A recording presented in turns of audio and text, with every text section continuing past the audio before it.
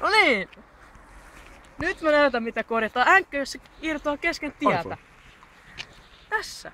Tämä on Jeesus teippi tuolla. Sitä vedetään niin hitusti tästä änkän ympäri. Siellä on TG-änkkä, niin. Niin. Paskatellaan. Korjataan se näin.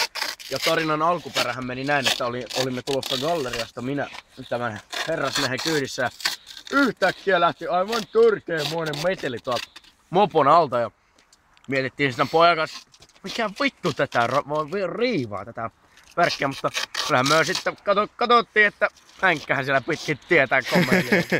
Vittu mitkä äänet kuuluu saatana. Hei, me ei ainoa kaskasääkään tähän ennen hollaa. Sale. No se perkele me jäsärästä. Kyllä vaan palauttaa näitä teippiä myyjää. No, hommahan on hoidon rullaa. Hätekään nu hol tähän ennätti jos ei moro.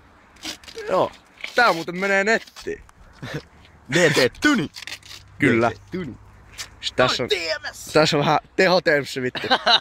Huiput semmoista 4-5 munaa sen on suora.